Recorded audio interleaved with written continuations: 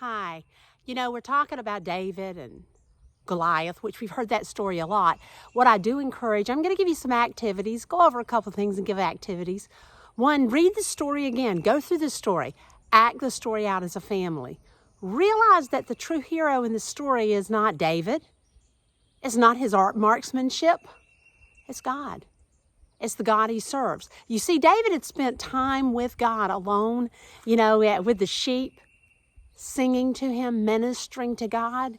And when he came up against this giant, he realized this giant really wasn't after him, it was after God and his people.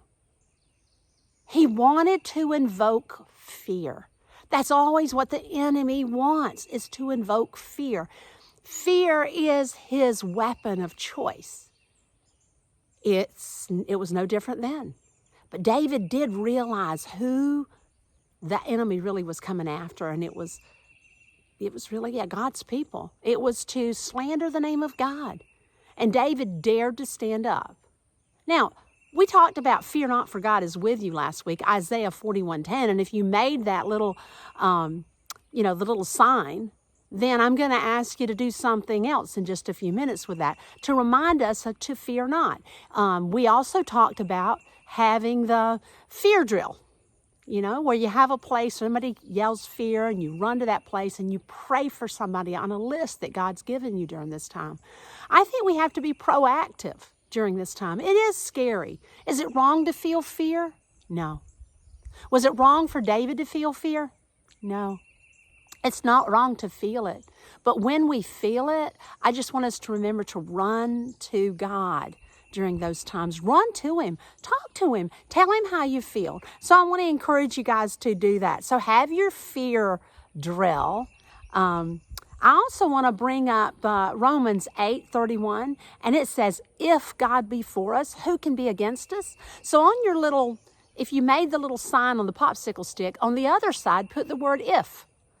And then have the little drill where you can say, every time you show the word if, you can say, if God be for me, then who can be against me? To remind us that God is on our side. He's for us. He never sends us out by ourselves.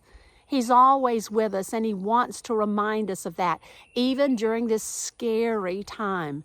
He never said we wouldn't be afraid. He never said there wouldn't be scary times. He never said there wouldn't be bad times. But he did promise, just like he said, if I'm for you, who can be against you? I'm going to be right there with you. And whenever we had our other scripture, fear not. Why? He said, because I'm with you. He wants to remind us of that. So run to him. One thing that David felt inside God was safe. So I'm going to give you an activity to go with that. Play a game that has a safe to it. Whether it's catch or whatever, and there's a safe, you're safe.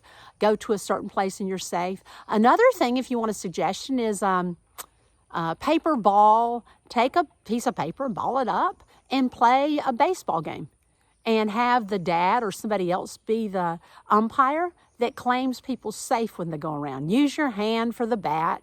That way you shouldn't hurt anything or anybody. And play baseball and think about safe and what it means and have a talk about that. One thing I'd love to see parents do is share with your children times in your life that you've gone through difficult, scary times, and share with them what it felt like, what it looked like, and share with them how God was faithful to you in it and through it. Share that with them. It'll make all the difference in the world. And it'll also remind you of how faithful God is. God is faithful to us. David saw the bad. The bad was real. But he looked beyond the bad and he saw the God that was with him. So I want to encourage you to rehearse that together, to enjoy each other together, and I'll be back with more activities. Review the story again, remembering the hero is God. See you later.